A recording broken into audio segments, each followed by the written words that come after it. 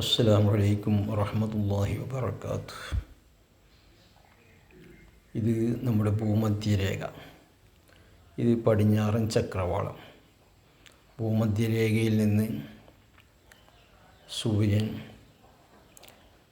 23.02.1 സൂര്യൻ്റെ പാത. ഇന്നെന്ന് പറഞ്ഞാൽ 31/12 സൂര്യൻ്റെ പാത എന്ത് ചെയ്യുന്നു? സൂര്യൻ തെക്ക് നിന്ന് വടക്കോട്ട് പോരാണ്.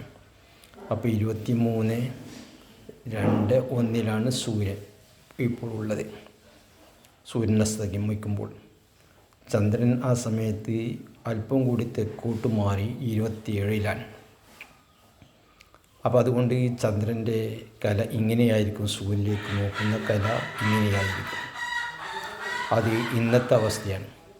31/12/24 ജുമാദുൽ ആഖിറ 28 നമ്മൾ മാസം 28ആണല്ലോ. നമുക്ക് സൂര്യാസ്തമയം 6:13 ചന്ദ്രാസ്തമയം 6:40.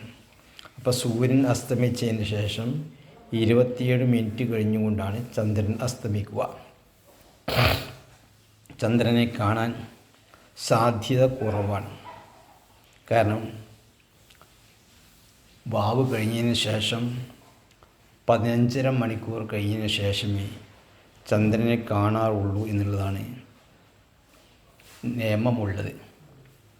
അപ്പോൾ 3:56:39 രാവിലെയാണ് അത് വാവ് കഴിഞ്ഞത്. അതിന് ശേഷം സൂര്യൻ അസ്തമിക്കുമ്പോഴേക്ക് 14 മണിക്കൂറും 14.3 മണിക്കൂറാണ് കഴിഞ്ഞിട്ടുള്ളത്. 15.5 മണിക്കൂർ കഴിയണം എങ്കിലേ ചന്ദ്രൻ കാണാൻ സാധ്യതയുള്ളൂ എന്നാണ്. അപ്പോൾ അതുകൊണ്ട് 27 മിനിറ്റുള്ള ഇന്ന് ചന്ദ്രനെ കാണാൻ സാധ്യതയില്ലാത്ത ഒരവസ്ഥയിലാണ് ഇന്നുള്ളത്. അതുകൊണ്ട് നമുക്ക് ഇന്ന് 28ആണ്. നാളെ 29ആണ്. നാളത്തെ അവസ്ഥ നോക്കുകയാണെങ്കിൽ സൂര്യൻ്റെ അസ്തമയം 6:14 ചന്ദ്രാസ്തമയം 7:40. അപ്പോൾ സൂര്യൻ അസ്തമിച്ച് 1 മണിക്കൂറും 26 മിനിറ്റും കഴിഞ്ഞിട്ടാണ് ചന്ദ്രൻ അസ്തമിക്കുക. അപ്പോൾ ഒരു ദിവസവും 6 മണിക്കൂറുമായിരിക്കും ചന്ദ്രൻ്റെ വയസ്സ്. അപ്പോൾ അതുകൊണ്ട് തന്നെ നാളെ നമുക്ക് എന്തായാലും മാസം കാണും. ആ കാര്യം ഇൻഷാ അല്ലാഹ് ഉറപ്പാണ്. മാസം കണ്ടില്ല എങ്കിൽ നാളെ 29 പിടിച്ച് മറ്റന്നാൾ 30 പിടിക്കേണ്ടി വരും. കാരണം കാർമേഘം കൊണ്ട് കണ്ടില്ല എങ്കിൽ നാളെ ഏതായാലും കാണുമെന്നുള്ള പ്രതീക്ഷ. നാളെ എങ്ങോട്ടാണ് നോക്കേണ്ടത്? സൂര്യനും ചന്ദ്രനും ഏകദേശം അടുത്തടുത്ത് തന്നെയായിരിക്കും. കാരണം ഇന്ന് സൂര്യൻ 23-ലാണ്, ചന്ദ്രൻ 27-ലാണ്. അപ്പം 4 ദർജ ഇങ്ങോട്ട് ചന്ദ്രൻ മാറിക്കഴിഞ്ഞാൽ ഏകദേശം രണ്ടും അടുത്തടുത്ത് വരുന്നതാണ്. പക്ഷേ സൂര്യൻ അസ്തമിച്ച് 1 മണിക്കൂറും 26 മിനിറ്റും കഴിഞ്ഞിട്ട് ചന്ദ്രൻ അസ്തമിക്കുള്ളൂ എന്നുള്ളത്. അപ്പോൾ അതുകൊണ്ട് നാളെ കീഴ്പോട്ടായിരിക്കും അതിൻ്റെ കൂടുതലുള്ളതായ ഭാഗം. നാളെ കാണുമ്പോൾ അങ്ങനെയായിരിക്കും. അപ്പോൾ അതുകൊണ്ട് ഇന്ന് മാസം കാണാൻ സാധ്യതയില്ല. നമുക്ക് 28ആണ്. മറ്റുള്ളതായ അറബി രാജ്യങ്ങളിൽ ഇന്ന് 30ആണ്. അവർക്ക് നാളെ ഏതായാലും 1ആണ്. നമുക്ക് നാളെ 1ആവാൻ സാധ്യതയില്ല. മറ്റന്നാൾ 1ആവും ഇൻഷാ അല്ലാഹ്. അപ്പോൾ ഈ മാസം നമുക്കും അവർക്കും 2 ദിവസത്തെ മാറ്റം വന്നു എങ്കിൽ അടുത്ത മാസം റജബിൽ പരിശുദ്ധമായ റജബ് മാസം 1 ദിവസം മാത്രമേ മാറ്റം വരികയുള്ളൂ. അല്ല ഇന്ന് കണ്ടു എന്ന് വെക്കുക, അങ്ങനെയും സാധ്യതയുണ്ടല്ലോ.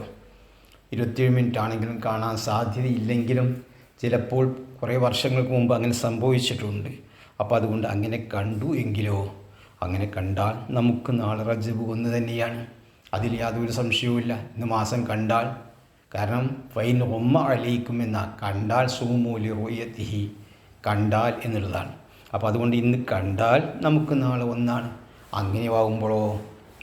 അങ്ങനെയാവുമ്പോൾ നമുക്ക് ഈ മാസം 28 ദിവസമേ കിട്ടിയിട്ടുള്ളൂ. ഇത് ജുമാദുൽ ആഖിറ. അത് റമദാൻ ആയിരുന്നുവെങ്കിൽ അപ്പോൾ 28 കിട്ടിയാലോ നമ്മൾ എന്ത് ചെയ്യണം? ഒരു നോമ്പിനെ ഖളാ വീട്ടണം. 29 ഏതായാലും ഉണ്ടാവുമല്ലോ. 29 ആവും അല്ലെങ്കിൽ 30 ആവും. അപ്പോൾ അതുകൊണ്ട് 28 കിട്ടിയെങ്കിൽ ഒരു ദിവസം നമ്മൾ നോമ്പ് ഖളാ വീട്ടേണ്ടതുണ്ട്. ഇതിപ്പോൾ നോമ്പില്ലാത്ത മാസമായതുകൊണ്ട് വിഷമമൊന്നുമില്ല. നമുക്ക് യാതൊരു പ്രശ്നവുമില്ല. ഈ മാസം 28 കിട്ടിയെന്ന് മാത്രം വിചാരിച്ചാൽ മതി. ഏതായാലും ഇന്ന് 28 സാധ്യത കുറവാണ്. ഇൻഷാ അല്ലാഹ് നോക്കുമ്പോൾ ഇങ്ങനെയാണ് നോക്കേണ്ടത്. സൂര്യൻ അസ്തമിച്ചതിൽ നിന്ന് 4 ദറജ തെക്കോട്ട് മാറിക്കൊണ്ടാണ് ചന്ദ്രനെ കാണുക.